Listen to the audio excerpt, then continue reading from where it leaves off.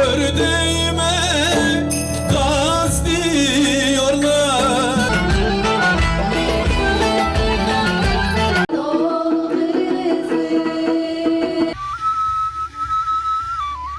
Sevgili izleyenlerimiz, bu hafta Kültür Kervanı program ekibi olarak Akşehir'e bağlı Deveboynu Yaylası Can Kurtaran Mahallesi'ndeyiz. 27.si düzenlenen Yörük, Türkmen ve Kültür Şöleni'ni sizler için görüntüleyeceğiz.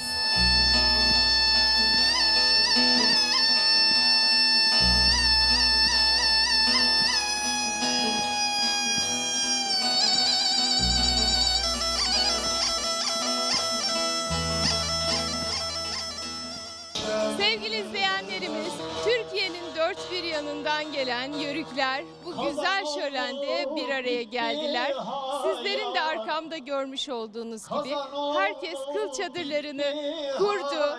Sabahın erken saatlerinden itibaren hazırlıklarını tamamladı. Sahne önünde sandalyeler dizildi ve sahne programları ilgiyle izlenirken bir taraftan da develerle gezintiler yapılıyor. Çocuklar uçurmalarını uçuruyorlar. Renkli uçan balonlar, tezgahlar, seyyar satıcılar, yani sizlerin anlayacağı gibi tam bir şölen alanı var burada.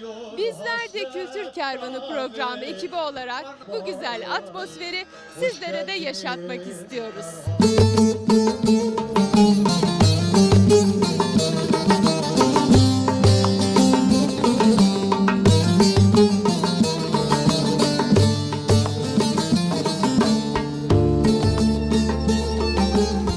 Deveboynu yaylasına hoş geldiniz, merhabalar. Eğlencenin böylesine hoş geldiniz, merhabalar. Eğlencenin böylesine hoş geldiniz, merhabalar. Hoş geldiniz, merhabalar.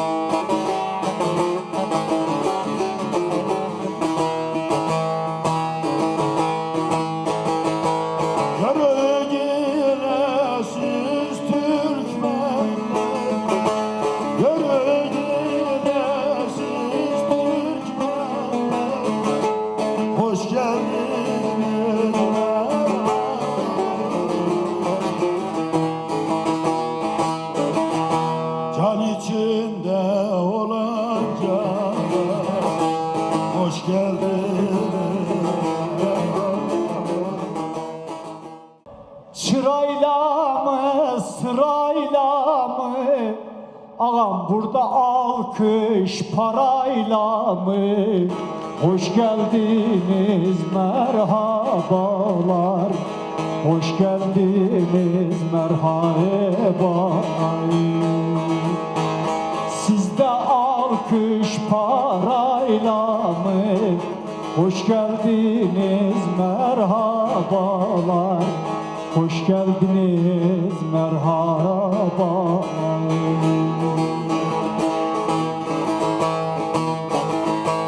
Merhemsiniz siz yarım, bakarsınız hep çare. Yörük Türkmen bir araya. Hoş geldiniz, merhaba. Hoş geldiniz, merhaba.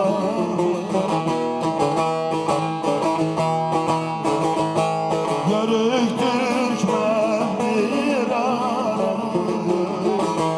Hoş geldiniz, merhaba.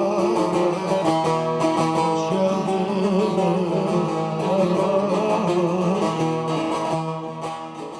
Sevgili izleyenler, izleyenlerimiz bu güzel buluşmada tabii ki çok güzel sohbetler oluyor.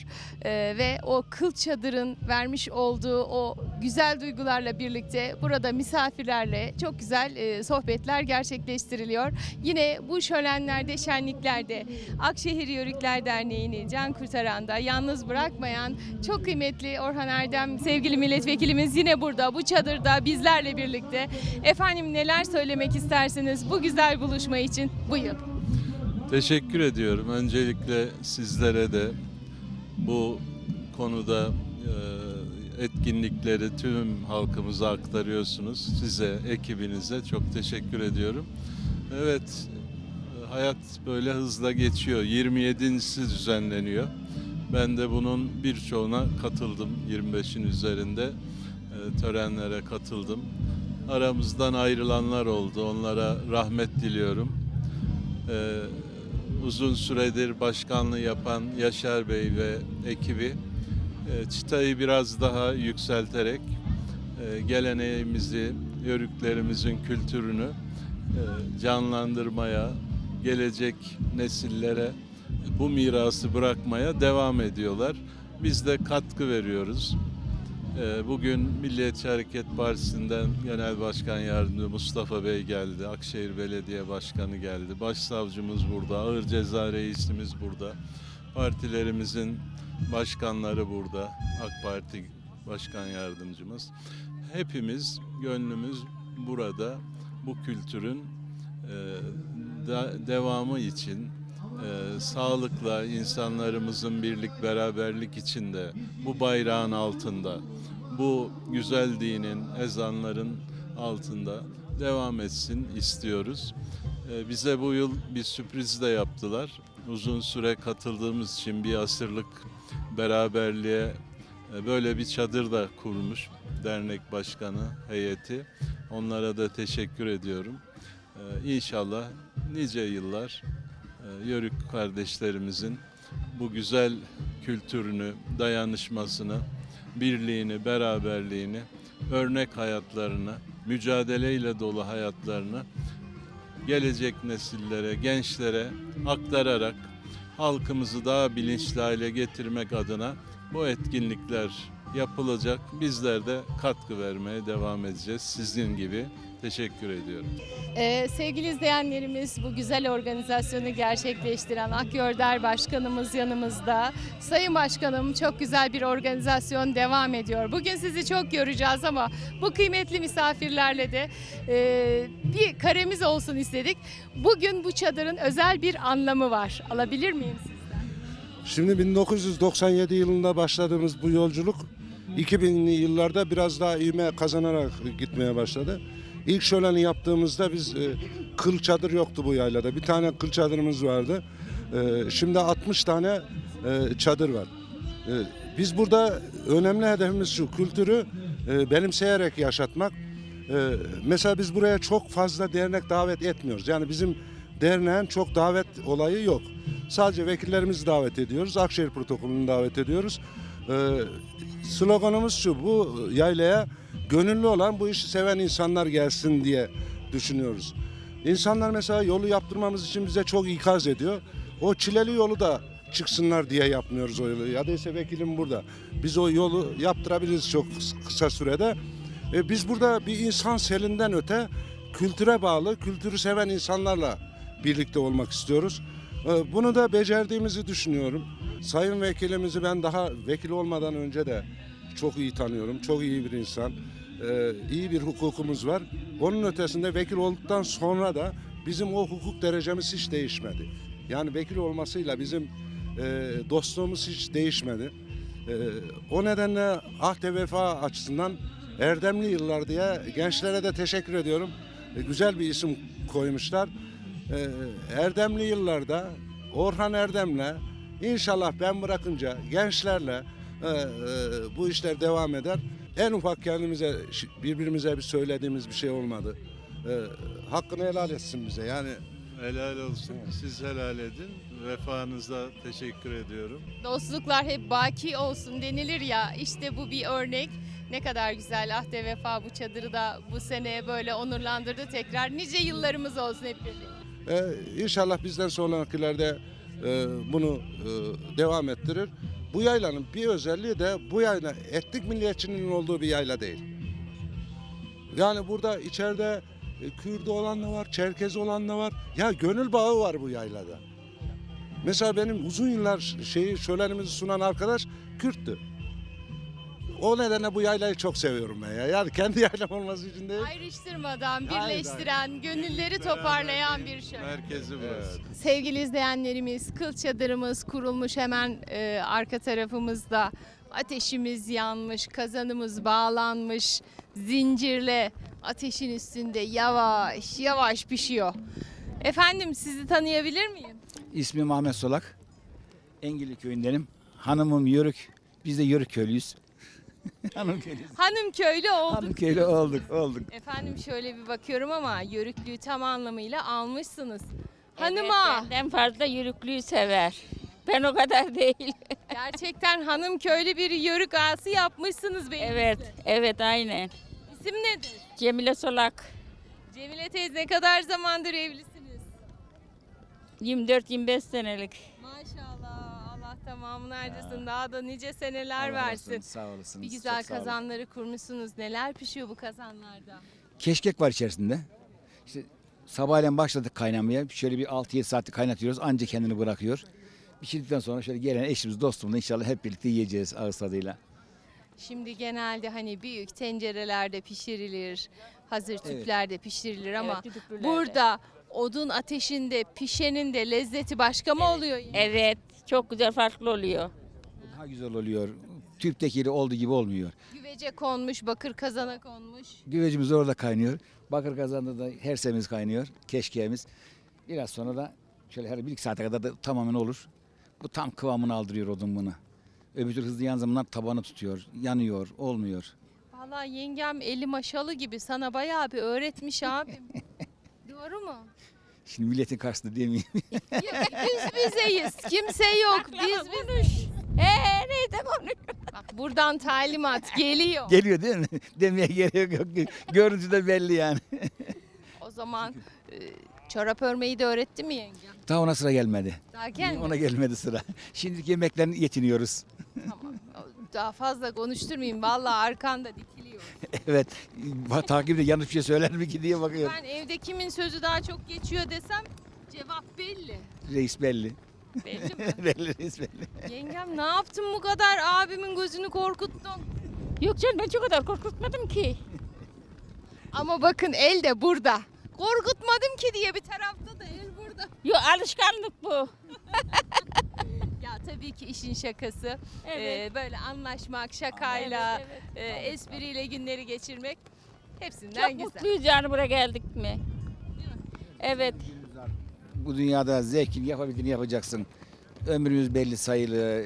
Şiddete, kavgaya, kine, düşmanla hiç gerek yok. Gençler örnek olsun, kulağınıza da küpe olsun. Yemeklerinizde afiyet olsun. Allah razı olsun. Allah Bekleriz razı inşallah. Buyurun gelin hep birlikte yiyelim inşallah. Teşekkür ederim. Rabbim vermiş. Hepimiz de yeriz inşallah. Hepimiz de yeter elhamdülillah.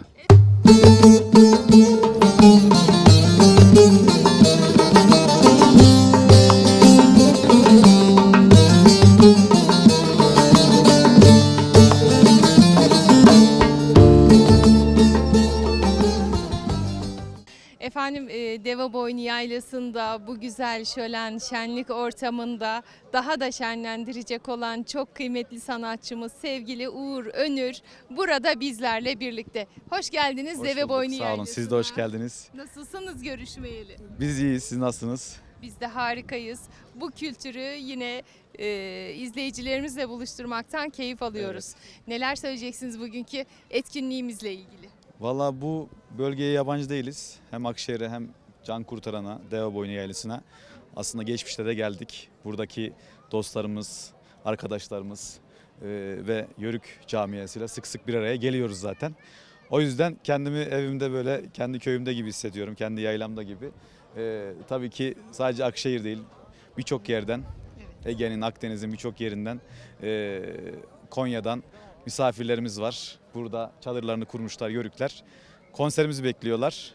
Umarım biz de Yörük türkülerini, Anadolu'nun güzel türkülerini onlara aktaracağız. Onlar da keyifle oturdukları yerde dinleyecekler. Harika bir konser. Burada dinleyenleri, katılanları bekliyor. Bundan eminiz. İnşallah. Bu yaz dolu dolu geçecek herhalde, değil mi? Evet. Programlar çok yoğun. Güzel geçiyor. Hani izleyicilerimiz sizinle nerelerde buluşacaklar? Şöyle kısa kısa yakın tarihleri, uzak tarihleri bu Vallahi yıl için şimdi tabii verirsek. takvim böyle kafamda şu tarih şu yok ama hani genellikle Burdur, Denizli, Afyon, Antalya, Ege, Teke, işte Akdeniz bölgesinde konserlerimiz olacak. Gene biz sosyal medyadan onların bildirilerini, reklamlarını çıkıyoruz. Oradan Tamam. takip edebilirler. Bizi takip edin diyoruz. Evet. Efendim tabii konserden önce şöyle güzel bir dörtlük, beşlik, onluk ne bahşederseniz şöyle söyleyelim. izleyicilerimizi almak isterim. Peki o zaman ne diyeyim? Haccem diyeyim. Herkesin sevdiği bir türkü. Sizler için gelsin. Keyifli. Denizin dibinde haçam, demirden evler, akkerdan altındanam, çiftedir benler. O kınalı parmaklarda o beyaz eller, yolcuyu yolundan anam eyleyen dilber. Dalga dalga dalga dalga dalgalanıyor, haccamı görenler anam sevdalanıyor. Onun uğruna ben de yandım şu güzel deve boynuna. Efendim çok teşekkür Rica ediyoruz ederiz, sağ olun. sevgili izleyenler. Konser öncesi bu mini konser için sevgili Uğur Önür'e teşekkür ediyoruz ve kendisini sahneye uğurluyoruz. Çok sağ olun. Kolay gelsin. Teşekkürler. Size de efendim. kolaylıklar Sağ olun. dileriz. İyi programlar.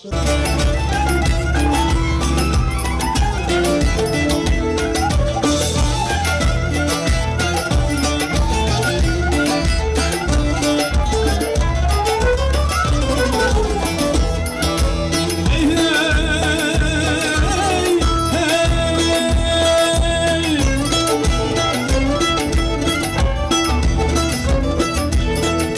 Kozanda çatal var. Hey, sevdadım, dallarım, sürmelim aman.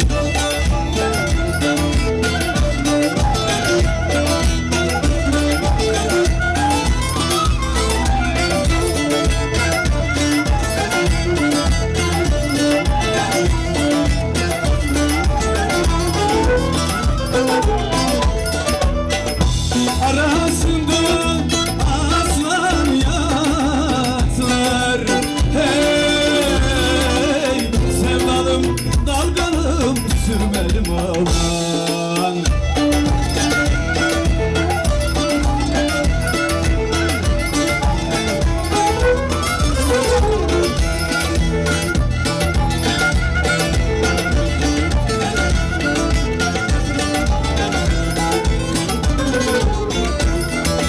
Aman Alim Alim, pek güzelsin yarim. Seneler olsun ben güvenemem. Yalan sözlerine ben aldanamam.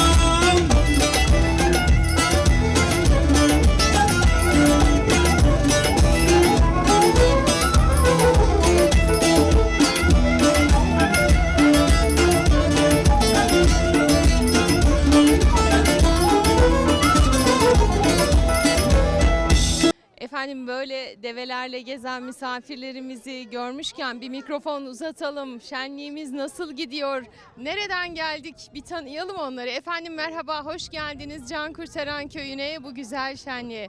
Sizi tanıyabilir miyim? Davut Karagöz, hoş bulduk. Aslen Çanakkale yörüklerindenim. Ankara'da ikamet etmekteyiz. Görevimiz orada. Dolayısıyla biz ilk buranın kuruluşunda mimarlarından bir tanesiyim. Görüyorsunuz gerçekten rakım yüksek. Gece de program vardı, dün de program vardı. Çok soğuk ama şunu söyleyeyim, sıcaklık fazla, heyecan fazla. Yörükler Anadolu'dan akın akın buraya geliyorlar. Şimdi 26 yıl önce kızım da 5-6 yaşındaydı. Biz bir nostalji yaşayalım dedik. O zaman töreni bitirmiştik. Töreni programı da ben sunmuştum. Hem yapılışında hem diğer yemekleriyle birlikte. O gün dedik ki bir dinlenelim. Dediler ki deveye bindirelim seni. Kızımla bindik, dedim ki tekrar kızım kaç yaşına gelmiş. Onunla bir geçmişi yad edelim diye öyle bindik tekrar deveye.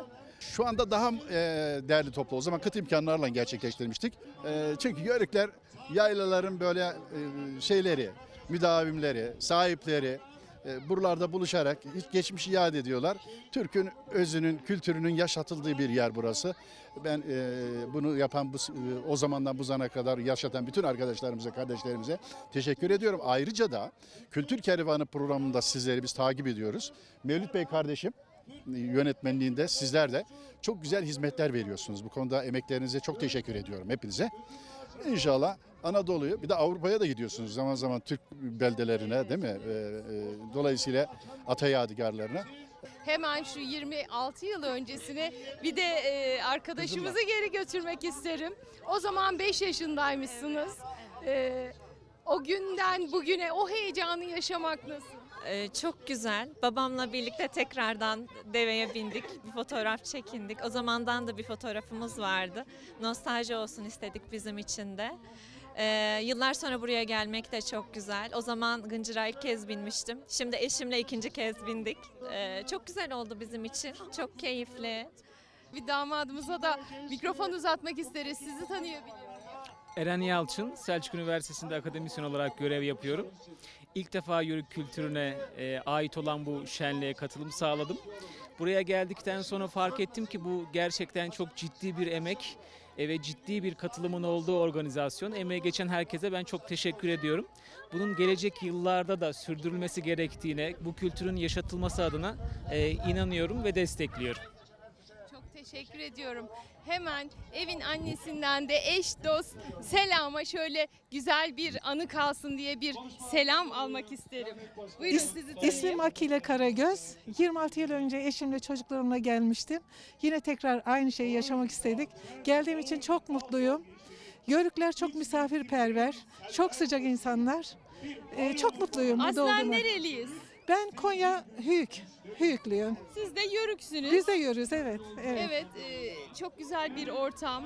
Böyle Aynen. Türkiye'nin dört bir yanından misafirlerle, eşle, Evet. dostla bir aradasınız. Evet. Bu güzel duygularınızı da bizlerle paylaştığınız için çok teşekkür ediyorum. Ben çok teşekkür ederim. Emeğinize sağlık. Çok sağ olun. Sağ olun.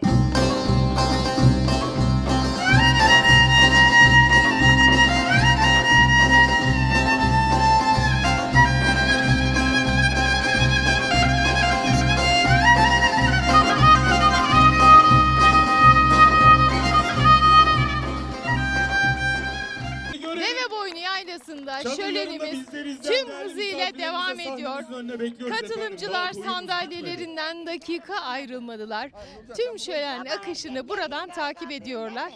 Bakalım nasıl gidiyor şölen? Sizi tanıyabilir miyim isminiz? İsmim Filiz Külah. Filiz Hanım nasıl geçiyor şöleniniz? Güzel, çok güzel, çok güzel. Her sene gelir misiniz? Geliriz. Geçen sene gelmedik, ondan sonra hep geldik. Önceki seneler hep geldim böyle. Nerelisiniz? Akşehir'in Ortaköy'ünden, Balıkçı Ortaköy'ünden, evet. Bugün de işte erkenden çıktık geldik buraya, çok güzel.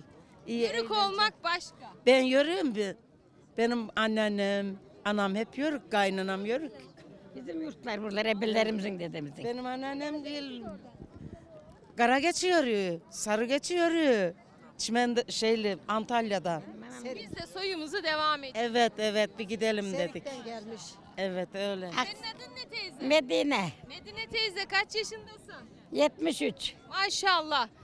Sen neler söyleyeceksin? Her yıl gelir misin? Nasıl Her geçiyor? yıl gelirim. Hiç nasip olmadığı yok. Ben 2 senedir belim pilat nerede değişti. 18 ameliyatlıyım. Bu gözümde göz nakli oldu. İyi olmadı. Yine geldim. Yine geldim. Hastalık bana ne eylesin diyorsun. Ben yörük buraya kadınıyım diyor. Kokulayacağım buraları bir göreceksin ille.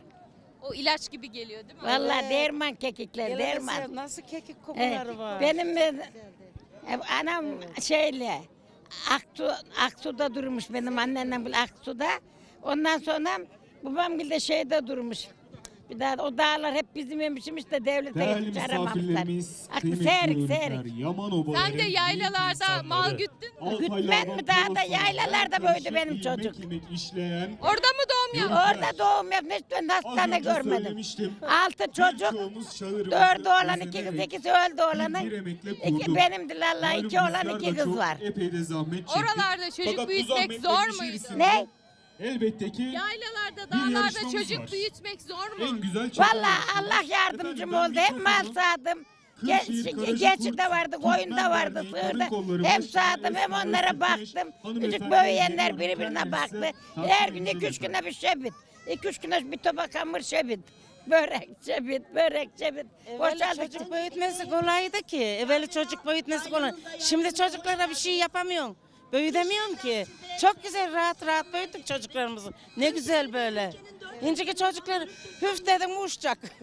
Bundan ben Balıkçı Ortaköy'de beni vermendi bu köye gelin ettiler bu yana yaylaya. Ben bu yanda durdum devamlı. Gazan koca, tokucu elinde içine kil atardık. Sabun yoktu. Küt küt yurduk, apapak çalları sererdik. Ağırdı kilinen. Şimdikiler de çamaşır yıkıyoruz Yok, diyorlar. şimdi Makine yok. yıkıyor. Devam. Vallahi yavrum bir gün yurdum. Ertesi gün öğlen hemen mal gelince de çamaşır yamardım gece bile.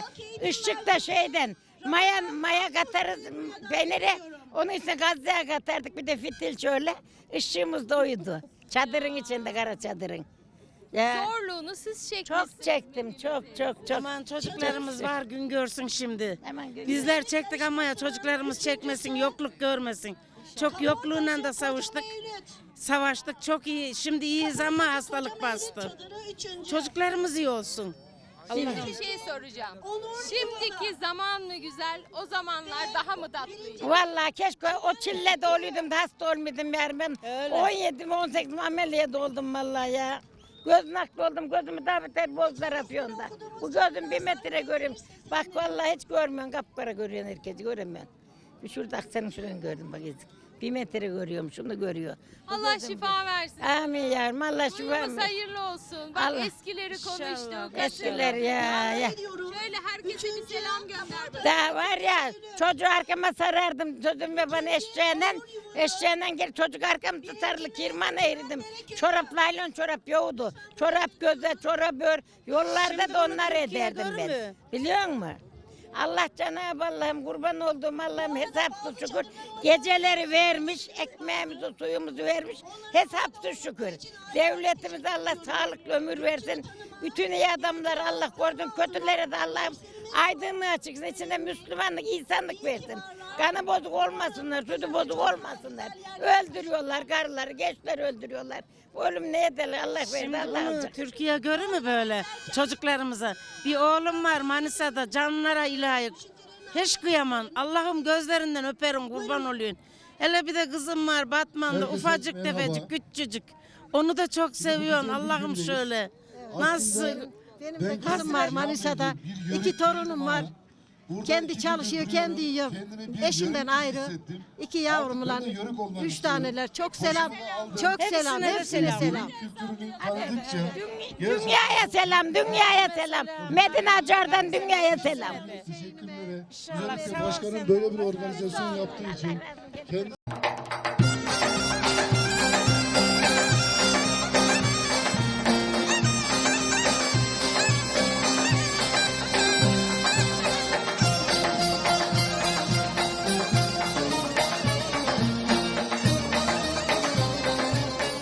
Efendim bu güzel çadırda yine güzel sohbetlerimiz devam ederken yine bir misafirimizi tanıtmak isteriz sizlere. Efendim sizi tanıyabilir miyim?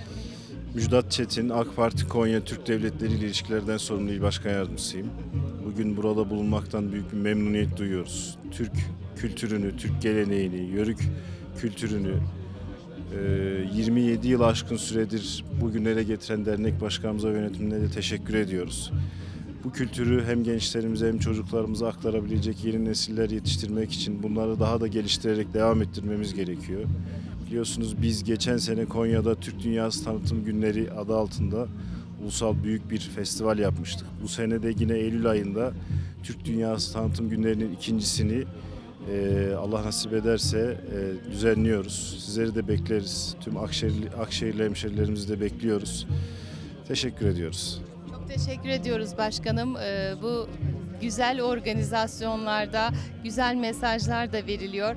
En önemlisi de gençlerimizi bu vatanın, bu bayrağın, bu Türkiye'nin kıymeti biraz daha anlatılıyor ve birlik beraberliğimize ihtiyacımız olduğu şu dönemlerde bu mesaj en güzel şekilde veriliyor. Emekleriniz için biz sizlere teşekkür ederiz.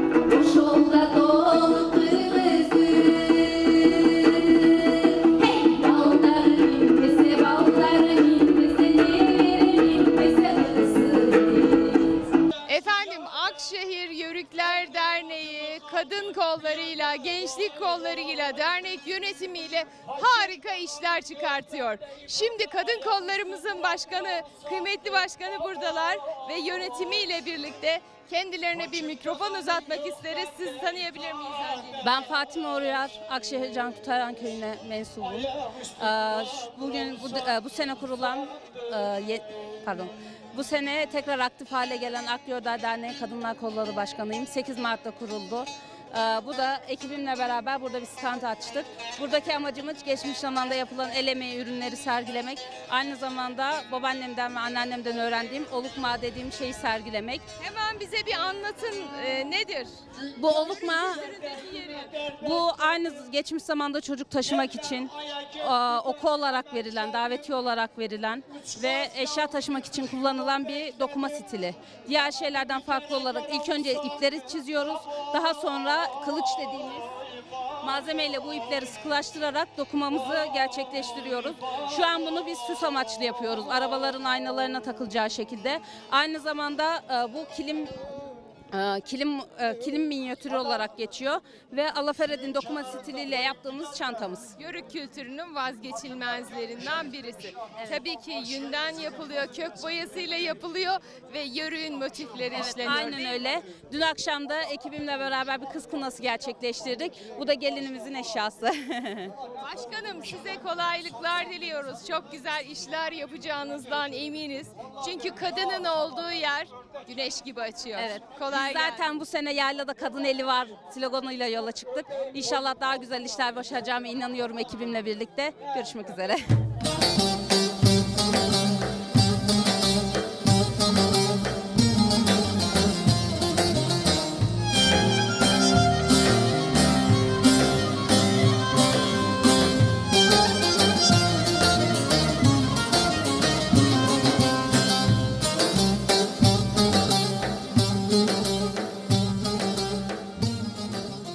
Efendim Çimendere Yaylası yörükleriyle birlikteyiz.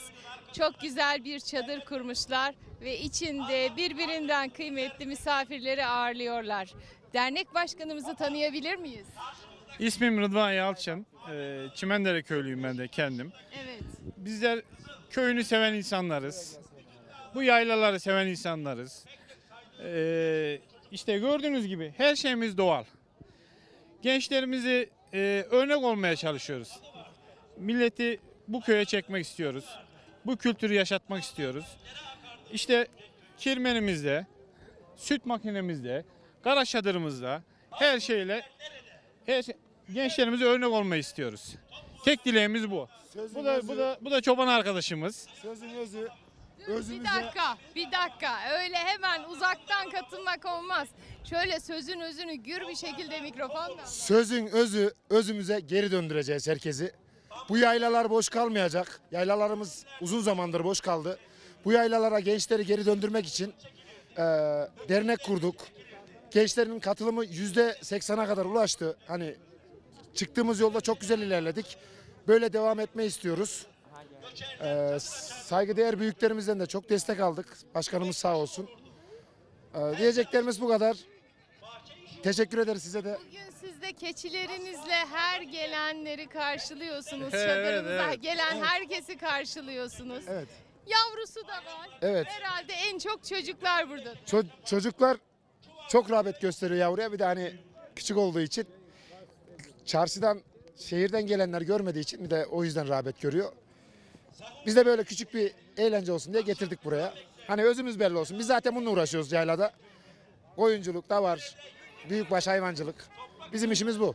Bizim köyümüzde hala da göçebe hayatı var. Biz şu anda yani bunun içinden geliyoruz. Bizim her şeyimiz doğal. Birlik, beraberlik işte yani hep öyleyiz. Geldi. Atımız da geldi. Evet, evet. Keçimizden çobanımıza, evet. çadırımızdan atımıza. Evet. İşte Yörük Türkmenleri burada. Tabii ki Kirman'da yün eğiren analarımızı da unutmamak lazım. Bu Gençler- Kirman'ın öyküsünü anlatayım sana. Hadi anlatıver. Kızın biri amcaoğluna aşığımış. Amcaoğlu gelmiş. Sürdüm saldım demiş. Amcaoğlu da gidince kırmış yığmış üzülmüş.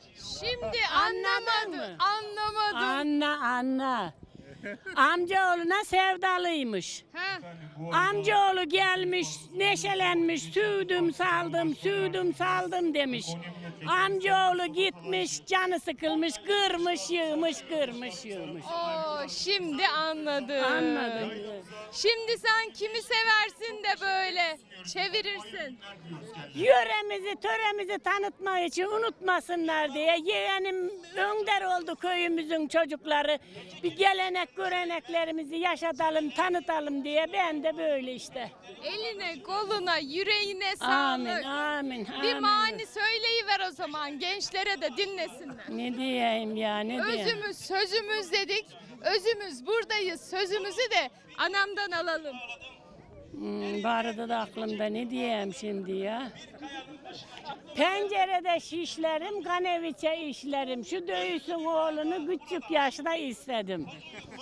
Başka vardı kız unuttum ya. Var gelir biz bekleriz sen düşün hele. Kara çadır düzdedir, top zülüfler yüzdedir. 15 gelin sevdim, yine gözüm kızdadır. Yeter de. Gençlerimiz ve ufak yaşta mesela giyindirdik. Bunları seviyor bu çocuklar. İleride de bunları sevecekler. Değil mi? Bunlar aslını bilsin, neslini bilsin, yediğini bilsin, içtiğini bilsin, doğal beslensin. Bizim amacımız bu. Birlik ve beraberlik içinde. Biz kötü niyet taşımıyoruz hayatta. Unutmasın böyle törelerde, şeylerde birleşsin yani. Hatırla. Hepimiz buradayız. 28'de de burada olacağız. Teşekkür ediyorum. Sağ olun. Ayağınıza yüreğinize.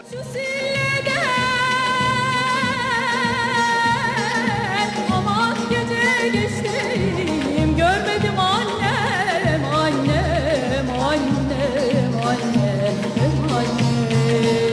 görmedim annem.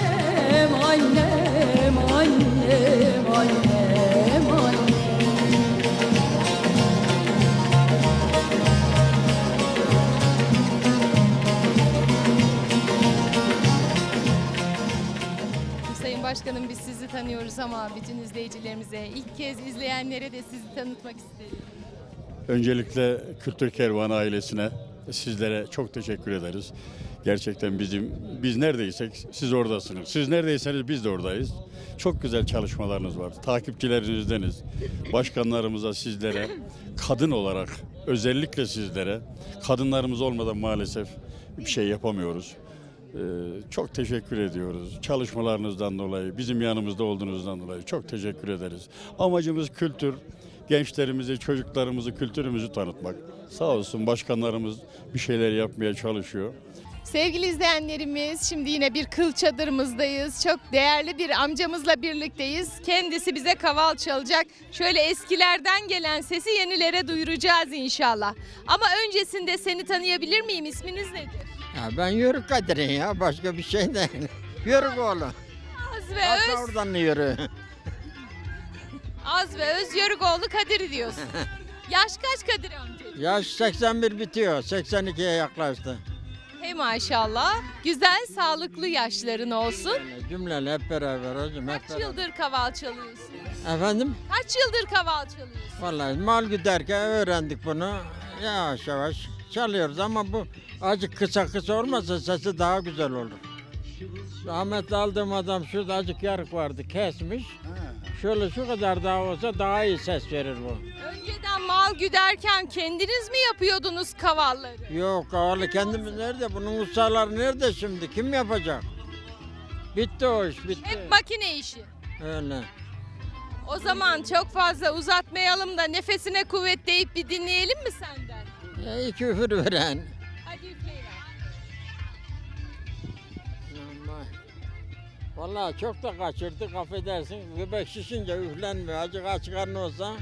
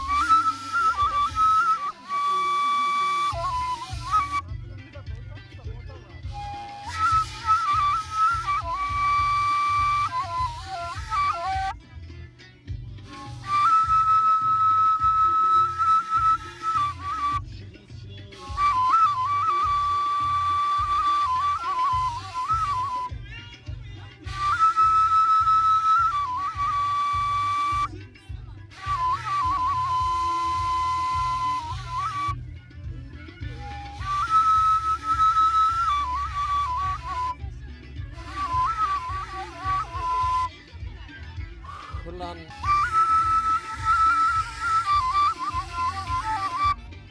Şu karşıki gördüğün dağlarda çok koyun güttüm. O zaman koyunun yanında daha iyi öterdi bu. Yetsin mi? Yetsin. Nefesine sağlık. Teşekkür ederim. Bir şey değil, bir şey değil.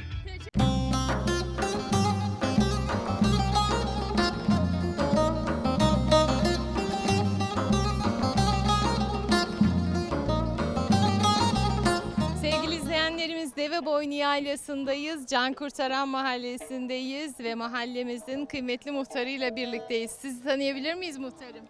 Tabii Recep Uyar, Can Kurtaran Mahalle Muhtarıyım.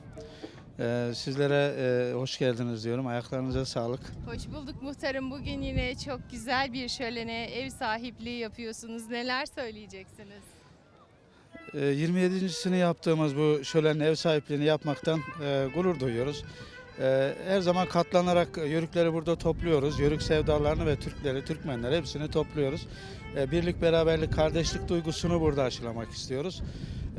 Eski atalarımızın yaşadığı kültürü de gençlerimize tanıtmak istiyoruz. Tabii onların yaşadığı kültürler, örf, adet, gelenek, görenekler bizim için çok önemli. Geçmişinden ders almamız gerekiyor ki ileriye yolumuzu düz çizelim. Bu amaçla bu programı hazırlıyoruz.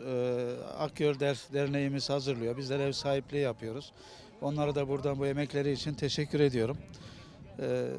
Gelen misafirlerimizin ayaklarına sağlık. Sizler bu konuları iletiyorsunuz, duyuruyorsunuz. Sizlere de ayrıyeten teşekkür ediyoruz. Muhterem, yine çadırımız kurulmuş. Bu sene bir tane Karaçaydanlık yerine 3 tane Karaçaydanlık almış yerini. Evet. Demek ki bu sene misafirlerimiz Evet. daha kalabalık, soframız Evet. daha bereketli. Evet, doğru diyorsunuz. Bu yıl hatta dünkü programda da çok kalabalıktı. Bugün de çok kalabalık. Misafirlerimiz ve sizler gerçekten bizi onur ediyorsunuz. Karaçaydanlıklarımızın dediğiniz gibi sayısını çoğalttık. Geçen yıllarda 1 veya 2 tane vardı. Bu sene yani isabet oldu. 3'e çoğalttık. Evet. Tabii o da misafirlerimizin çokluğundan ne kadar çok misafire ikram edebilirsek bizim için o bir mutluluk. Misafir 9 nasibiyle gelir, birini Evet. yer, 8'ini bırakırmış. Evet, evet. Bereketli olsun soframız, toyumuz da hayırlı olsun. Allah razı olsun. Dibinde haçam, demirden evlenme. Ak gerdan altından anam, çiğdan içelim açıklara karlar yağmış, yükseklere vur. Gel sarılalım, kaçalım, ince belli gül. Ovalara pancar ektim, kazamadım ben. Açtım 2 satır mektup, yazamadım.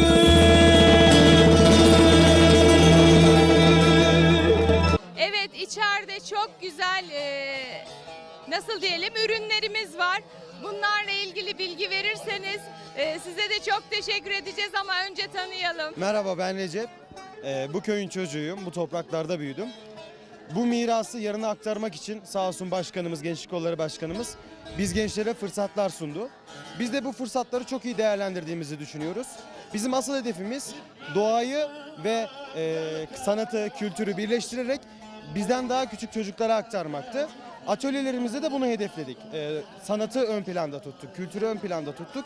Bu sayede çocuklarımıza yörük kültürmeyi sevmeyi, hatta yörük kültürünü sevdirmeyi, bunu bir araç olarak kullanmayı aktarmaya çalıştık. Umarız başarılı oluruz. Çocuklarımıza, gençlerimize yörük kültürünü büyüklerimizin bize aktardığı gibi biz de aktarma fırsatı buluruz. Efendim, o zaman çadırın içindeki gelişmeleri Recep hocamdan alıyoruz. Evet, sen de o arada abla çadıra gidersin, bir mola verirsin, bir yemek yersin, bir yörük ayran içersin. Ben de o arada mikrofonu devralırım. O zaman kısa bir süreliğine mikrofonu Recep'e veriyorum. Ben mola veriyorum. Afiyet olsun abla, görüşmek üzere. Kıymetli izleyenlerimiz, Esra ablamızı ufak bir mola için çadıra gönderdik. O da sağ olsun mikrofonu biz gençlere uzattı. Çocuklara yönelik sanat ve doğa atölyeleri var. Şimdi gelin sizlerle birlikte onları bir inceleyelim.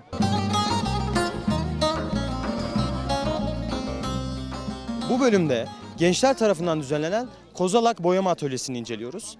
Yanımda Medine arkadaşım var. Ona isterseniz mikrofonu bir uzatalım. Neden kozalağı seçtiler ya da neden bu etkinlikleri çocuklarla yapıyorlar? Bize birazcık bahsetsin. Kozalağı seçme amacımız doğada daha çabuk bulunması, daha kolay bulunması ve çocukların gelişimini, daha akıl zekalarını daha iyi geliştirmesi için içindeki şeyleri böyle dikkat ederek daha dikkatli bir şekilde yapmalarını sağlıyor. Dikkat becerilerini geliştirdiği için kozalağı seçtik. Çocukların olması da ağaç yaşken eğilir yani. Daha dikkat etmeleri açısından bu şekilde. O zaman şöyle de toparlayabilir miyiz? Çocukların odak süresinin artması, ince motor becerilerinin gelişmesi için bu çok detaya sahip olan kozalağı seçtiniz. Evet.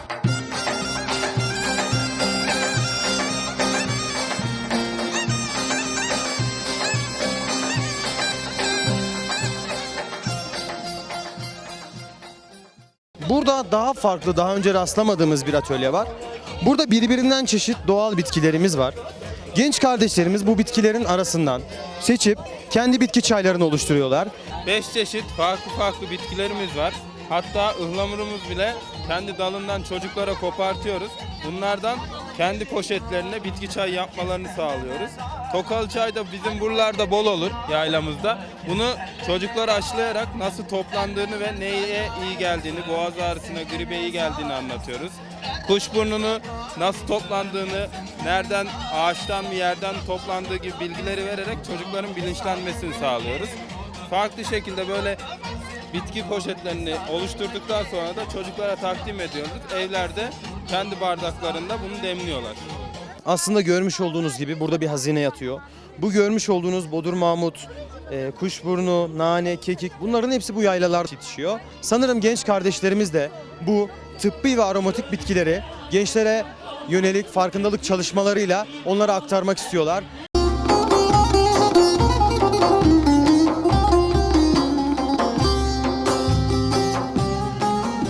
Kıymetli izleyenlerimiz, burada da sanat ve doğanın iç içe olduğu bir atölyeyle karşılaştık. İnceledim, baktım. Burada yörük motifleri var, bir de organik boyalar var. Dedim ne yapıyorsunuz? Dedi ki biz de boyamızı kendimiz ürettik, motiflerimizi kendimiz işliyoruz dediler. Şimdi dilerseniz bir de mikrofonu onlara uzatalım. Merhaba, ben Gülsüm. Afyonkarahisar Bolvacı'nda okuyorum. Küçüklükten beri yörük şölenine geliyorum ve gerçekten çok seviyorum. Bu sene etkinliklerde görev almaya bulundum ve gerçekten çok mutlu oldum. Bu etkinliklerde yörük motiflerini organik boyalarla işliyoruz. Organik boyayı elimizde bulunan çiçeklerden, otlardan ve çileklerden üretiyoruz. Mesela kırmızı rengi şöyle göstereyim, çilekten üretiyoruz. Bu çileği ilk önce eski zamanda olduğu gibi yörükler doğada nasıl kullanıyorsa elimizden gelen imkanlarla öyle kullanmaya çalıştık. Yeşil rengi de otlardan bulduk. Doğada bulduğumuz otlardan, ağaç yapraklarından, naneden bulduk. Bunları gene aynı şekilde yörükler eskiden nasıl yapıyorsa onları öğrenerek onları yaptık. Sonrasında eskiden olan yörük motiflerinden organik boyalarla birlikte onların baskısını çıkarttık çocuklara ve gerçekten çok eğlendiklerini düşünüyorum. Ben de bu görevde aldığım için çok mutluyum. Çok teşekkür ederim. Bu atölyelerde aslında kültürel ve sanatsal birikimin geleceğe nasıl taşındığını görmüş oluyoruz. Daha öncesinde de söylemiş olduğu gibi Gülsüm Nisa'nın yıllardır katılmış olduğu şölenlerde yörük motiflerini tanıdı, doğal sanatsal çalışmaları gözlemledi ve şimdi burada kendisi çocuklara bu etkinliği yapıyor. Hoş geldin. Motiflerden hangisini istersin? Bunu. Bakalım. Bu bir koç boynuzu. Bu ne işe? Bu kahramanlığa yarıyor. Bu eski. Peki ne renk istersin? Tamam. Şimdi senin adını yazalım ve sana bir sticker alalım. Senin adın ne peki? Elvin. Elvin. Ne kadar da güzel bir ismin var böyle. Ay, Elvin'im yok işte. Uzak biraz. Aferin, bir daha. Aferin. Şimdi sana bir sticker alalım. Aslında görmüş olduğunuz bu çocukların hepsi, etkinliği uygulayan gençlerin hepsi birer liseli. Hem kendilerini geliştiriyorlar hem de kendi köylülerine, yörüklerine, akrabalarına faydalı oluyorlar.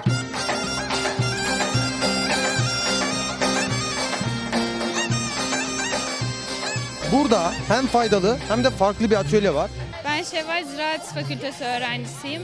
Burada çocuklara bitki büyütüp bunların meyvelerini yemelerini ve dışını boyatarak sanatı öğretiyoruz. Evet, öncelikle çocuklarla birlikte toprağa koyuyoruz. Sonra üstüne istedikleri tohumdan birini koyuyoruz. Sonra Tohumlar karpuz, kavun, salatalık, kavun, domates. salatalık, domates. Evet. Günlük hayatta kullandığımız, Evet, yediğimiz tohumlar bitkiler. renkli olunca dikkatlerini çekiyor. Ona göre de seçiyorlar. Tohumları koyup toprağı birlikte kapatıyoruz. Sonra arkadaşımız suyunu döküyor, kapağını kapatıyor. Etrafını boyatıyoruz, kendi iç dünyalarını yansıtan renklerle birlikte resimler yapıyorlar üstlerine. Aslında atölyelerin temelinde doğa temelli öğrenme ve orman pedagojisi var. Atölyeleri incelediğimizde sanat doğada, doğada sanatta aslında. Gençler bu yönde çok güzel bir farkındalık çalışması yapmışlar. Bunu eğlenceli hale sunmuşlar, eğlenceli hale getirmişler. Ben kendim ve izleyenlerimiz adına onlara çok teşekkür ediyorum. Hepsinin emeğine sağlık. İyi ki varlar.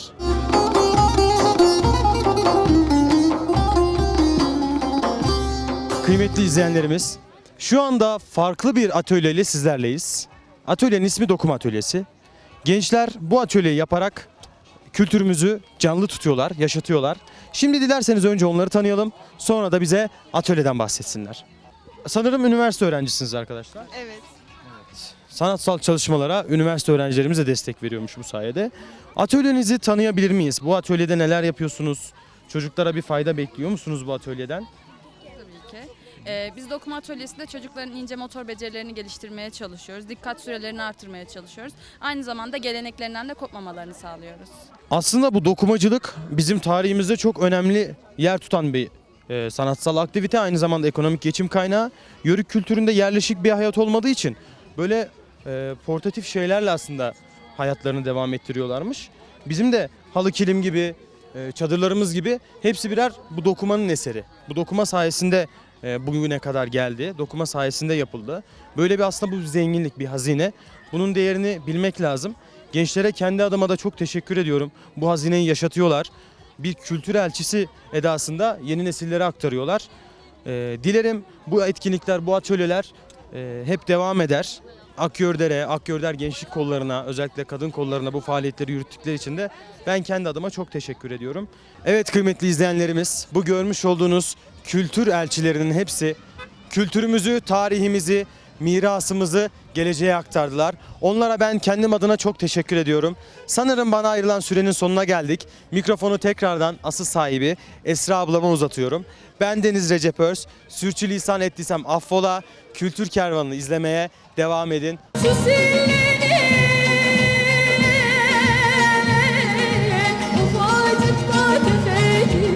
Taşları annem, annem, annem, annem, annem. Taşları annem, annem, annem, annem, annem.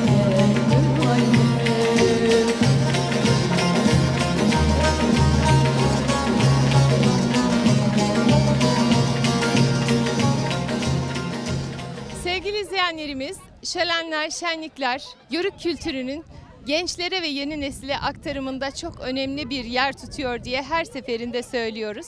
Sizlerin de görmüş olduğu gibi arkamda çocuklar büyüklerinden gıncırak şöyleydi, böyleydi diye hep sözlü olarak anlatımları dinledi belki. Ama bu şenliklerde gıncırağın ne olduğunu, ne işe yaradığını ve nasıl keyif verdiğini uygulamalı olarak görüyorlar.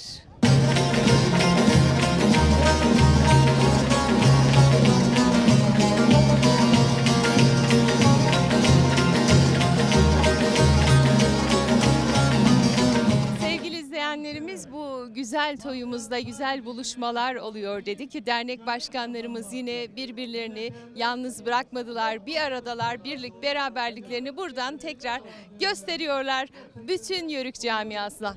Sayın Başkanım merhabalar, hoş geldiniz toyumuza. Teşekkür ederim bizi böyle bir karşılama yaptığınızın. Akşehir'in Serin Yaylası'nda Musa Hançer, İç Anadolu Türkmenler ve Yörükler Dernek Başkanıyım. Bugün burada birlik ve beraberliğimizin temsili olan başkanlarımız, Akşehir Yaylası'nda hısım, akrabalarımız, yakınlarımız görüştük, buluştuk. En mutlu günümüz hayırlı uğurlu olsun diyorum. Akşehir bu tertip heyetine başta başkanım Mehmet Örs başkanıma, o katılımcılarına, tertip heyetine, buna değer veren bütün siz basın mensuplarına da çok çok teşekkür ediyoruz. Bizi bu yaylada serin havada buluşturdunuz. Diyeceklerim bu kadar. Hayırlara vesile olsun. Çok teşekkür ederim. Ağzınıza sağlık, yüreğinize sağlık başkanım. Sağ olun efendim. Hemen diğer başkanıma mikrofonu uzatmak istiyorum. Başkanım hoş geldiniz. Kırşehir'den selam getirdiniz. Sizi izleyicilerimize tekrar bir tanıtmak istiyorum. Serdar Güneş, Kırşehir Karacakurt Köyleri Türkmen Dernek Başkanı. Deveboynu yaylası bize yabancı bir yer değil. Fırsat buldukça her sene toylara geliyoruz. Mehmet Yaşar Başkanımın mükemmel bir özverisi, mükemmel bir emeği var. Kendisine teşekkür ediyorum. Biz de destek olmak için buradayız. Bizim yaptığımız toylarda, Kırşehir'de yaptığımız toylarda aynı ekip, aynı dernek başkanlarımız orada buluşuyoruz. Bizim için mesafelerin önemi yok. Yeter ki bir yerde bizim çadırımızda duman tütsün yetiyor. Onun için buradayız. Buradan tüm Türk dünyasına, Türkmenlerin nefes alıp verdiği topraklara selam gönderiyorum. Başkanım buradan bütün selamlarınızı, bütün yörüklerimize, bütün Türkiye'mize iletmiş olalım biz de Kültür Kervanı programı olarak. Teşekkür ediyorum. Ben teşekkür Hemen ederim. şöyle gelmek istiyorum. Efendim yöresel kıyafetlerimizle, gönlü güzel, yüzü güzel bir yörük kadınımızla, bir başkanımızla birlikteyiz. Sizi tanıyabilir miyim izleyicilerimize tekrar tanıtayım? Adım Esma Öztürk Güneş, Kırşehir Karakurt Türkmen Derneği Kadın Kolları Başkanıyım. Burada tüm Yörük Türkmen kadınları adına konuşmaktayım. Tek istediğimiz sesimizi duyurmak, çok güzel evlatlar yetiştirmek, geçmişten geleceğe köprü kurup geçmişimizi yaşarken gelecekte eğitimli, okumuş, aydın gençler yetiştirmek. Böyle bir de benim en çok önem verdiğim şeylerden, buradan Zeki ablaya da sevgi ve selamlarımı gönderiyorum, Zeki Aksu'ya. Anne ve babalarımızın yurtlarını, köylerimizi, topraklarımızı boş bırakmamak, üretmek. Çünkü üretmediğimiz sürece aç kalırız, yok oluruz. Buradan herkese sevgi ve selamlarımı gönderiyorum. Yaşar Başkanıma da böyle güzel bir etkinlik düzenleyip bize yayla havasını yaşattığı için teşekkür ediyorum. Efendim gelecek nesillere bu kültürün aktarılması çok önemli dedik. Tabii ki burada anaların vazifesi, kadınların vazifesi çok daha fazla. Bu kültüre hakim olan gençleri yetiştirmek ve bu örf adetleri sürdürmek işte bu yörük kadınlarımızın eseri diyorum. Çok teşekkür ediyorum güzel duygu düşünceleriniz için. Hoş geldiniz toyumuza. Hayırlı bulduk. olsun birlik beraberliğimiz. Hep birlikte.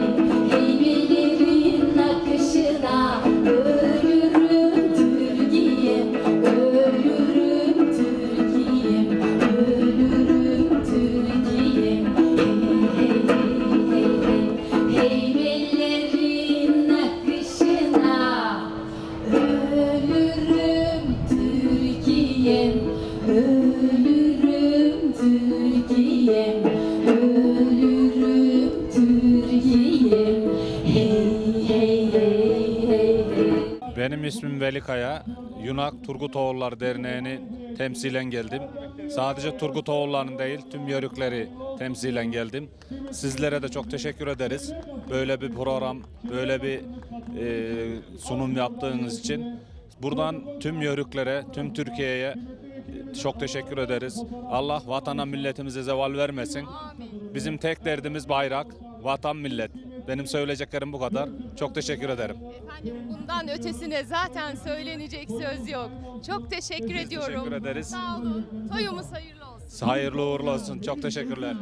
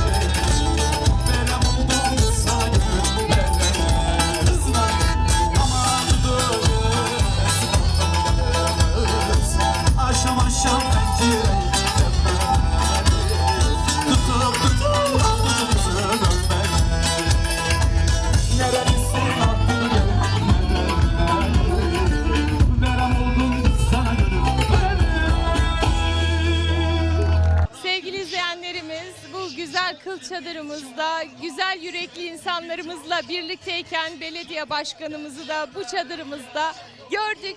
Hemen bu şenliklerle, şölenlerle ilgili duygu ve düşüncelerini almak isteriz. Efendim toyumuz hayırlı olsun, neler söyleyeceksiniz? Evet, hoş geldiniz, şeref verdiniz. Yörük kültürünün önemli merkezlerinden olan Cankurtaran Deveboynu Yaylası'nda bütün havaliden, Seriğinden, Afyon'una kadar büyük bir coğrafyadan katılan obalar, şu anki içinde bulunduğumuz Çimendere yine Yörük kültürünün önemli köylerinden bir tanesi. Gayet toy havasında siyasiler, idareciler, halkımız, vatandaş, kimi kirmanda ip eğiriyor, kimi yeni doğmuş oğlağı anaya alıştırıyor. Çocuklar geziyor, hopluyor. Doğa çok güzel, her yerde kekik kokuları.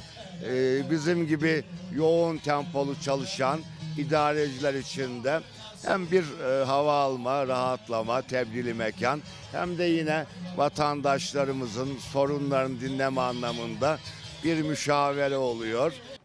Biz de burada olmaktan ve sizin gibi konukları ağırlamaktan şeref duyuyoruz. Aman 3 gün oldu ben Cemile'mden ayrılmışım. Aman 3 gün oldu ben Cemile'mden ayrılmışım. Siz de haydi bak Cemile nasıl edelim biz bu işi.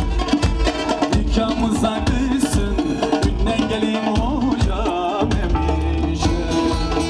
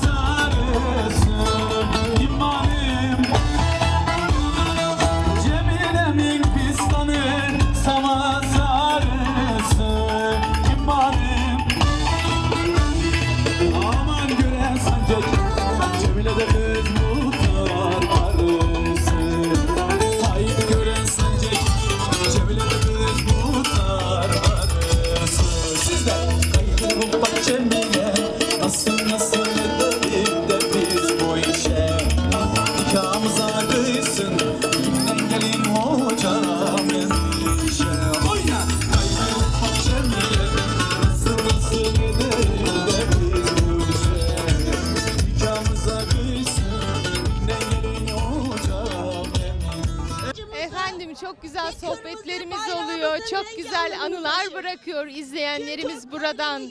Şimdi yine çok daimi izleyicilerimizden biriyle görüşmek istiyoruz. İsminiz? Adım Rukiye Çelebi. Antalyalıyım. Akşehir'de gelinim. Sizin şeyinize, konuşmanıza, çekimize hayranım. Bütün programımızı izler. Bütün programımızı çok seviyorum. Teşekkür ediyoruz. Bizler de Kültür Kervanı program ekibi olarak bu güzel insanlarla, bu güzel şölenlerle birlikte olmaktan mutluyuz. Ve bu görüntüleri bütün izleyicilerimizle buluşturmaktan mutluyuz. Nasıl geçiyor günleriniz? Neler yapıyorsunuz? Çok sağ olun. Eşim emekli öğretmen. Ev hanımıyım kendim de. Evdeyiz. Sayın hocam nasıldı şenliğimiz? Nasıl gidiyor şöyle? Çok güzeldi, çok güzeldi, çok. Akşamdan beri buradayız. Emekli edebiyat öğretmeniyim. 30 yıl Samsun Bafra Lisesi'nde görev yaptım. Amakşehirliyim doğma büyüme ve bu yaylaların çocuğuyum. Şu ovalarda 15 yıl öğrencilik yıllarımda koyun güttüm hanımefendi. Sonra liseye gittim, her zaman derdim çocuklarım. Ben koyun güderek büyüdüm, şimdi bundan sonra da çocuk güdeceğim. O zaman ne diyoruz? Geçmişini unutan geleceğine yön veremez. Geçmişimizi unutmadan yaşamak. Zaten öyle yaşıyoruz. Çoluğumuza, çocuğumuza bunu anlatıyoruz. Medine Hanım da akrabamız olur. Tanıdığımız, sevdiğimiz insandır. Toyumuz hayırlı olsun o zaman. Toyumuz hayırlı olsun. Teşekkür ederiz, sağ olun. Siz çok büyük katkılarda bulunuyorsunuz kültür kervanı olarak. Çünkü siz yayıyorsunuz, tanıtıyorsunuz. Göstermek, tanıtmak çok daha önemli. Biz yaşıyoruz ama siz yaşatıyorsunuz. Çok teşekkür ediyoruz hocam. Evet efendim, önce sizi tanıyabilir miyim ben? Benim adım Abdullah Gürkan. Abdullah Bey bugün Akşehir'in Deveboynu Yaylası'nda Can Kurtaran Mahallesi'nin bu güzel şöleninde birlikteyiz. Nasıl geçiyor şölenimiz? Çok güzel, neşeli. Müzik iyi geçiyor yani. Sağ olun. Siz nerelisiniz? Biz de Akşehirliyiz. Doğma büyüme buralısınız. Evet. Bu topraklarda bu güzel şölen bütün yörükleri bir araya getiriyor. Evet. Evet, buradan sevdiklerinize bir selam alalım o zaman sizden. Hepsini kucak dolusu seviyorum. İyi günler görmesini istiyorum hepsinin. Teşekkür ediyorum. İyi eğlenceler diliyorum size. Sağ olun. Merhaba. Merhaba. Senin ismin nedir? Mahmut. Mahmut, kaç yaşındasın? 5 yaşındayım. Afiyet olsun. Ne yiyorsun? Sporcu yiyorum. Ne? Çiğ köfte. Afiyet olsun. Rica ederim. Sen nereye geldin bugün? Neredesin? Sizlerden rica ediyorum. Düğündeyim. Nasıl geçiyor düğün? Gel bakayım buraya. İyi geçiyor. Düğünde en çok neyi beğendin? Buraya beğendim. Deveye bindin mi? Bindim. Ata bindin mi? Bindim. Keçileri sevdin mi? Sevdim. Başka ne yaptın? Bir şey yapmadım. Efendim merhaba, çok güzel bir sohbet yaptık. Çok sevimli bir çocuk Mahmut. Teşekkürler, sağ olun. Ben Eyüp Kanat, aslen Bitlisliyim. 11 senedir Akşehir'de ikamet ediyorum. Müteahhitim, şirketimiz var Akşehir'de, oraya yerleştik. Yörük kültürü yani bizim kültüre çok uyuşuyor, çok uyum sağlıyor. Ben yörükleri çok seviyorum. Çalışanlarımızdan da yörüklerden yanında çalışan elemanlarımız var. Kültür, gelenek ve görenekleri gerçekten güzel, çok samimi ve sıcakkanlılar. Misafirperverlik yönünde hani bizim doğu tarafına çok uyumlu bir şekilde devam ettiriyorlar. Eski gelenek ve göreneklerini hiç unutmadan yaşatmaya çalışıyorlar. Bu konuda hani emeği geçen bu şeylerle alakalı organizasyonda emeği geçen herkese sonsuz teşekkür ediyoruz. Bu güzelliği bize yaşattıkları için gerçekten buraya gelmek için sabırsızlaşıyorduk. Geldik, gördük. Yani çok güzel bir etkinlik. Devamının gelmesini diliyoruz her zaman. Çok teşekkür ediyoruz sağ size. olun. Siz beğendiniz mi? Evet. En çok neyi beğendiniz? Böyle her sene burada şenlik olması, insanların mutlu olması beni çok hoşuma gidiyor. Benim de. Çok eğleniyorlar. Hadi afiyet olsun o zaman size. Seneye buluşalım yine, oldu mu? İnşallah. Olur. Evet, oldu.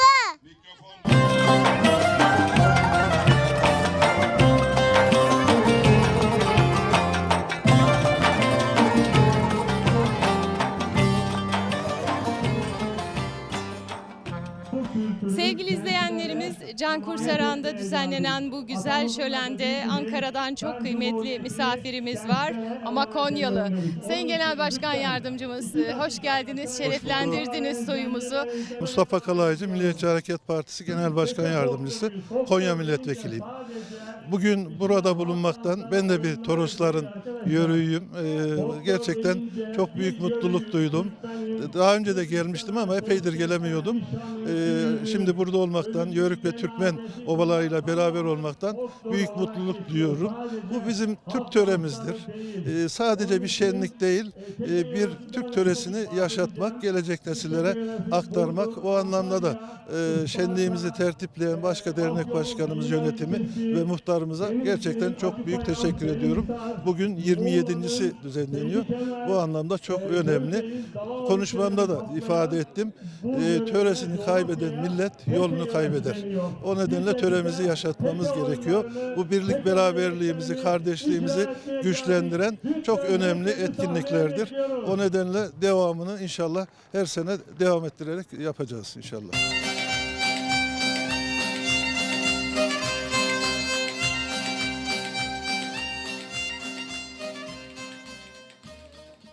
Sevgili izleyenlerimiz, burada çok güzel misafirlerimiz var dedik. Çok kıymetli bir misafirimiz var yanımızda yine. Efendim nereden katılıyoruz? Şöyle Merhabalar, hoş geldiniz siz de. bulduk, sizi tanıyabilir miyim? Muhammed Yılmaz, Konya Çeltik Gökpınar Honamlı Yörük Beyi. Sayın Beyim, bugün burada Yörük camiasında yine birlikteyiz. Nasıl buldunuz toyumuzu, neler söyleyeceksiniz? Bu işlere gönül veren insanların başlatmış olduğu, dumanların yakıldığı, ateşlerin verildiği bir zamanda yapılmıştı. Onun başlangıcında Can Kurtaran'da güzel bir yaylada, Deveboynu Yaylası'nda bugün yapmış olduğumuz 27.sini düzenlenen arkadaşlar sayesinde oldu. Geçmişten muhtarların, bu işlere gönül verenlerin organize ettiği bir dönemde başladı. Şu anda onun meyvesi alınıyor. İnsanlar için gerekli olan bir etkinlik bu. Ve bunu şu anki başkan, şu anki beyler, şu anki Can Kurtaran halkı bu işe tamamen gönül vermiş vaziyette devam ettiriyorlar.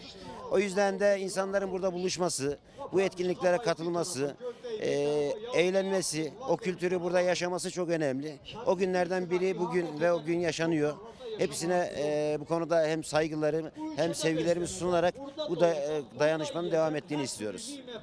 Evet efendim, tabii ki dernek başkanlarımızın, siyasilerimizin, muhtarlarımızın emekleri çok.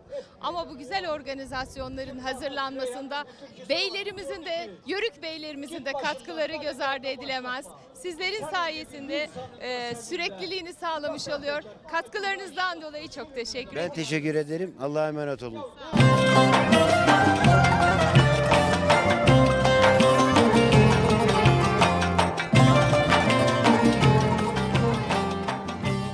Sevgili izleyenlerimiz, Konya Yörükler Derneği'nin çadırındayız ve yanımızda çok kıymetli bir başkanımız var. Sizi tanıyabilir miyiz Sayın Başkanım? Abdullah Turan, Doğanhisar Davras Yörükler Derneği Başkanı, aynı zamanda mahallenin de muhtarıyım. Ne kadar güzel muhtarım. Başkanım, bu güzel buluşmada orayı temsilen yer aldınız. Nasıl buldunuz toyumuzu? Toyumuz çok güzel gerçekten. Yıllardır takip ediyoruz bu toyu. Her sene gelmeye çalışıyoruz, geliyoruz. Katılım çok güzel gerçekten. Yoğun bir ilgi var. Her sene, her yıl iple çekiyoruz bu günün yaşamasını. Her şey çok güzeldi, mükemmeldi. Bu yörüklerin buluşma noktasında her şey çok güzel, mükemmel gerçekten. Sayın Başkanım, şöyle bir baktığımızda gençlerimiz gerçekten çoğunlukta, güzel gelişmeler oluyor. Kültürümüz gençlere bayağı bir aktarılmış. Ne dersiniz? Evet, çok güzel. Biz de bunu dikkat ediyoruz. Gençler ilgili gerçekten. Biz de aşılamaya çalışıyoruz. Sizin aracınızla ülkeye, gençlere, kitlelere yayıyorsunuz. Gerçekten size de teşekkür ediyoruz ayrıca.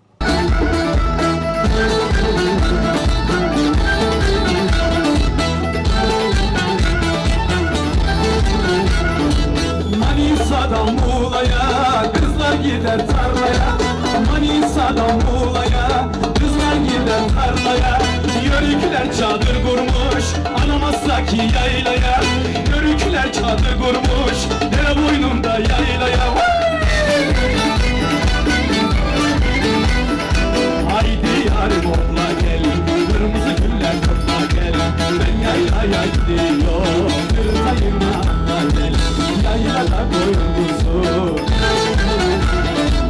yaylada koyun kuzu. Malla mecur esası, şak şak öter kaşı. Gurbet boğaz havası, ey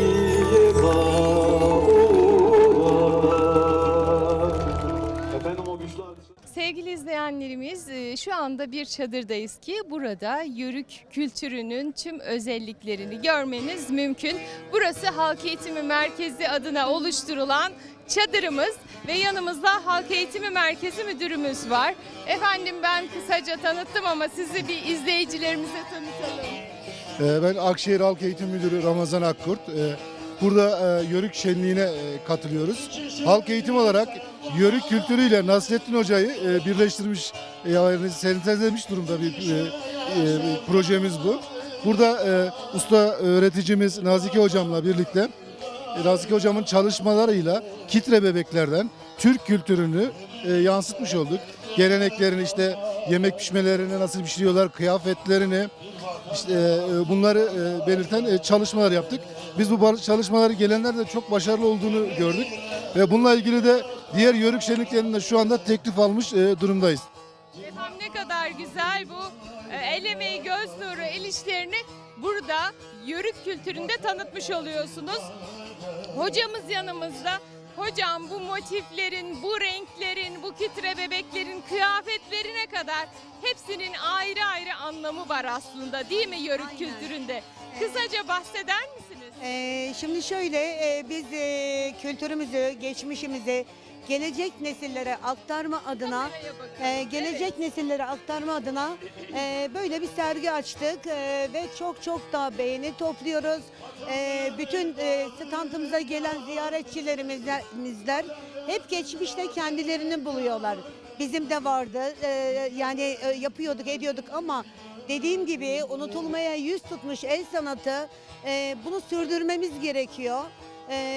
İlgi nasıl? Kayıt yaptıranlar var mı? Gelecek nesil bu kültürü yaşatıyor mu? Evet, şu anda sergimizi gören herkes diyorlar ki kursumuz nerede? Halk Eğitim Merkezi'nde diyorum. Davet ediyorum ve çok büyük talep var. İnşallah biz de bunları gelecek nesillere aktarmak istiyoruz.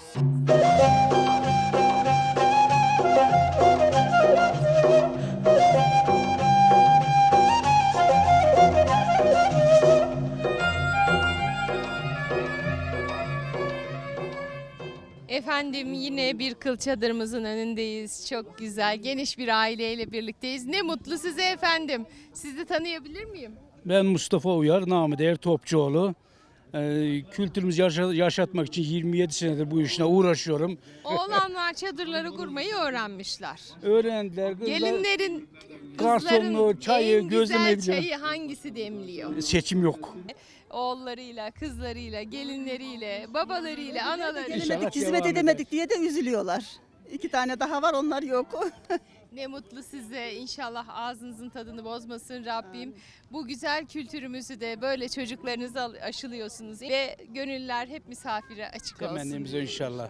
Biz de babam dediği gibi dedelerimizden ne gördüysek babalarımızdan da aynısını görüyoruz. Biz de inşallah evlatlarımızı aynı şekilde devam ettirmek için bırakıyoruz, zaten geziyorlar. Baba şöyle ne zaman olacak dediği vakit biz de yıllık iznimizi falan ona göre ayarlıyoruz. İnşallah biz de çocuklarımıza aktarırız. İnşallah. Öyle devam ettiririz. Misafirlerimize hoş geldin diyoruz. Mutluyuz bakalım.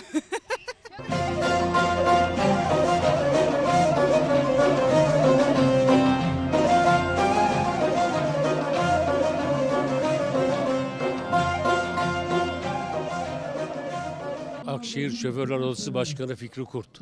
Yörük kültür şölenine katılım sağladık. Her sene yapıldığı için memnun olduk. Her sene de katılım yapıyoruz ve bu kültürü yaşatmak için gerçekten çok güzel bir şey. Etkinlik iyi, güzel olmuş, misafirler iyi. Hayırlı uğurlu olsun diyorum. Serdar Aytaç ben. Yörük Kültür Şenliğimiz her yıl Can Kurtaran mahallemizin Deveboynu yaylasında düzenlenmekte. Yörük Anadolu'nun özüdür, mayasıdır, olmazsa olmazıdır. Yörük Türk milletinin köküdür. Yörük kardeşlerimizle burada birlik ve beraberlik içerisinde bu kültürü yaşatmak için bizler de siyasetçiler olarak her zaman kıymetli Yörük kardeşlerimizin yanındayız. Akşehir Taşıyıcılar Kooperatif Başkanı Özender Karadere. Akşehir'imizle özdeşmiş olan, Akşehir'imiz halkısını, tüm halkını kucaklayan Yörüktür, Türkmendir, Kürttür, Çerkezdir ayrım yapmadan yapmış olduğumuz şöyle katılım sağladık. Geldiğiniz için teşekkür ederiz.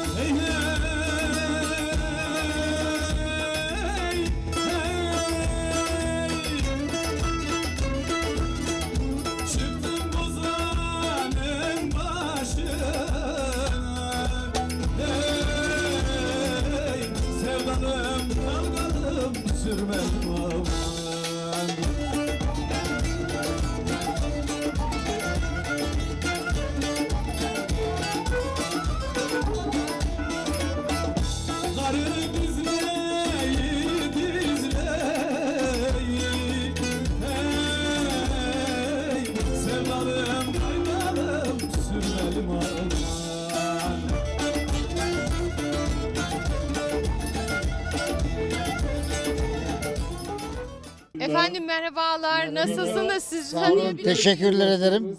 Fethiye Muğla'dan geldik. Muğla Fethiye'den geldik. Yörük şölenine her yıl katılmaya çalışıyoruz. Aşağı yukarı 10-15 yıldan beri de devam ediyoruz buraya gelmeye. Nasıldı şölen? Nasıl Çok buluyorsunuz? güzeldi, Nasıl çok gidiyor? muhteşemdi. İnşallah Allah tekrarını nasip etsin inşallah. Çok güzeldi, memnunuz. Evet, şenliğimizde şöyle gezen iki genç arkadaşımızı gördük. El ele geziyorlar. Bugünün tadını çıkartıyorlar. Sizi tanıyabilir miyim? İsmim Yaşar Kılınç. Nereden geldiniz? Akşehir'den geliyoruz. Hı hı. Biz de Nasıl yürüyoruz. buldunuz? Nasıl geçiyor şölen? Çok iyi geçiyor, eğlenceli geçiyor. Bayağı da keyif alıyoruz. Bu sürekli oluyor zaten, sürekli bizim burada oluyor. Bayağı gayet güzel yani. Sizi tanıyayım. Ravzanur Kılınç. Ben de yeni gelin oldum ve hiç gelmemiştim. Gerçekten çok mükemmel ve harika. Nereden gelin geldik? Akşehir'den de. Yani hiç yörük şölenine gelmemiştim. Ama gerçekten çok keyif alıyorum. Çok beğendim. Babamız baba evinde niye getirmediniz yörük şenliğine? Koca evinde gelmiş. Doğru mu? Aynen evet. Sevgili izleyenlerimiz şölen tüm hızıyla devam ederken sırada yörüklerin atasporundan birisi olan yağlı güreşler var. Pehlivanlar arkada yerlerini aldı. İzleyenler tam kadro ve şimdi heyecanla o yağlı güreşleri izleyeceğiz.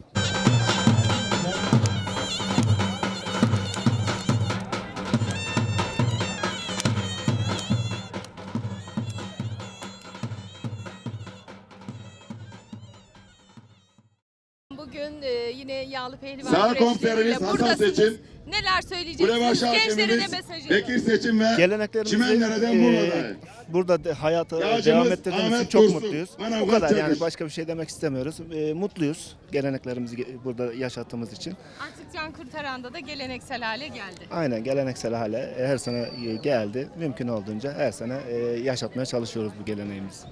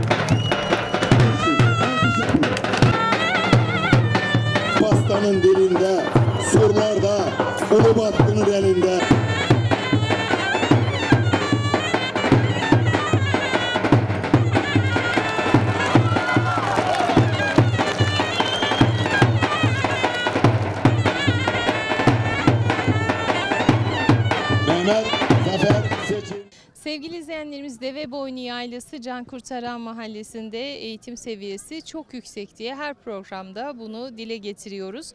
Şimdi burada şenlik şölen alanı var ama eğitim bölümüne de yer verilmiş her zaman olduğu gibi. Yine bu topraklarda doğup büyüyen çok kıymetli bir ağabeyimiz var. Sevgili yazarımız var, şairimiz var. Sizi tanıyabilir miyim? Sağ olasınız. Ben Veysel Uyar, namı diğer Topçuoğlu. Yani bizim köyde dedemizin ismini koyan bayağı bir kişiler olmuş. 5 tane Veysel Uyar olduğu için ben de şiirlerime de mahlas olarak kullanıyorum. Veysel Uyar Topçuoğlu. Emekliyim, Akşehir'de yaşıyorum. Efendim, bu şiir merakımız nereden geldi? Ne kadar süredir yapıyoruz? Şiir merakımız bizde aslında ailecek var. Rahmetli 2 ağabeyim, onlar da şiir yazarlardı. Fakat onlar bize göre biraz daha erken olarak hakkın rahmetine kavuştular. Onların da onlarca, 20'lerce şiirleri kayboldu gitti. Bazılarını kitabıma koydum. Aileden gelen belki bir yetenek. Evet efendim, bu kitapta çok özel bir şiir var. Aynı Ayşe gibi. Evet. Değil mi? Ayşe'den bahsedelim, Evet. sonra da şiirini dinleyelim mi? Tabii ki kızım benim özel kızım. Ayşenur 30 senedir yanımızda. Bizim gülümüz, çiçeğimiz. Birbirimizi çok seviyoruz. Hiçbir zaman Cenab-ı Allah'a isyan etmediğimiz gibi hep şükrettim böyle güzel bir kıza sahip olduğum için. Ama tabii etkilendik. Güzel, babasına da ilham vermiş. Sağ olasın. Ayşem bana bu kitabı yazmamda çok yardımcı oldu. Bazen hatta yorulduğu zamanlarımız da oldu. Beraber yorulduk. Ama yine de Cenab-ı Allah böyle bir eseri bize nasip ettiği için çok mutluyum. Ayşem'e yazmış olduğum bir şiirim vardı. Uygun görürseniz onu okumak istiyorum. Ayşem gerçekten de birçok sabah kahvaltısında o günkü gördüğü rüyalarını bizlere anlatırdı. O rüyaları biz yorumlar veya anlar veya beraberce anlatır, dinlerdik. Bazen sevinir, bazen ağlardık. İşte onun üzerine yazmış olduğum Ayşe'nin rüyaları. Her gece gördüğün o rüyaların inşallah cennette gerçekleşecek. Dalıp da gittiğin o hülyaların umarım cennette gerçekleşecek. Ya öğretmensin ya da bir hakim, bir gün hemşiresin, bir günse hekim. Fragmanıydı bunlar, gerçekli çekim, belki de cennette gerçekleşecek. Anlatmakla geçti senin her günün. Ya nişanın var ya da düğünün. Bir anda kapıda karşılandığın gün düğünün cennette gerçekleşecek. Ağzından bal akar kasılmaz kasın. Lal olmaz dillerin kesilmez sesin. İçinden geçen her bir hevesin varınca cennette gerçekleşecek. Bir şarkı söylemen ya da saz çalman. Tatillere gidip yalnızca kalman. Açık kırmızı bir araba alman girince cennette gerçekleşecek. Yürekler yaralı dinmez sızımız. Ayşe ise bizim melek kızımız. Ona verdiğimiz her bir sözümüz bir gün cennette inşallah gerçekleşecek. Teşekkür ediyorum. Tüm hayalleri gerçek olsun. Sağ olasınız. Siz de bu hayalleri kitapta ölümsüzleştirmişsiniz. Öyle Kaleminize yapmaya sağlık çalıştık. hocam. Sizler de ayağınıza sağlık. Böyle kitap üzerine konuşmak da beni memnun etti. Sağ olasınız. Allah razı olsun. Elin kızına zikti, elin kızına zikti. Amanı küsmeye gelmez, aynı küsmeye gelmez. Derler oynarsın, derler kaymaksın derler. Şu geline derler, caburan kızı derler.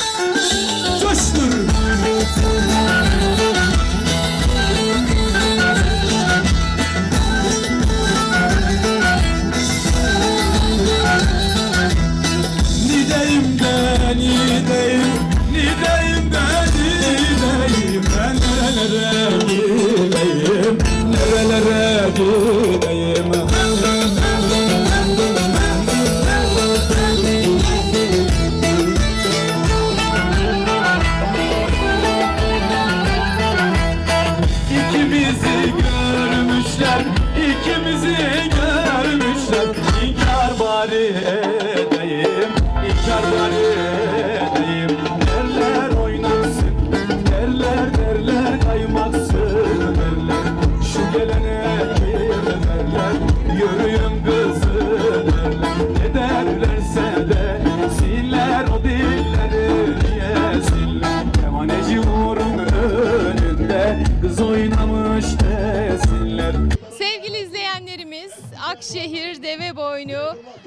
Kurtaran Mahallesi'nde bu sene 27.si düzenlenen Yörük Türkmen ve Kültür Şöleni'ni sizler için görüntüledik. Eğitiminden kültürüne, eğlencesinden örf adetlerine, bütün Yörük gelenek ve göreneklerini buradan ekranlara taşımaya çalıştık. Umarız beğenmişsinizdir. Biz çekimlerimizi yaparken büyük keyif aldık. Bir başka programda tekrar görüşünceye dek hoşça kalın, mutlu kalın diyoruz.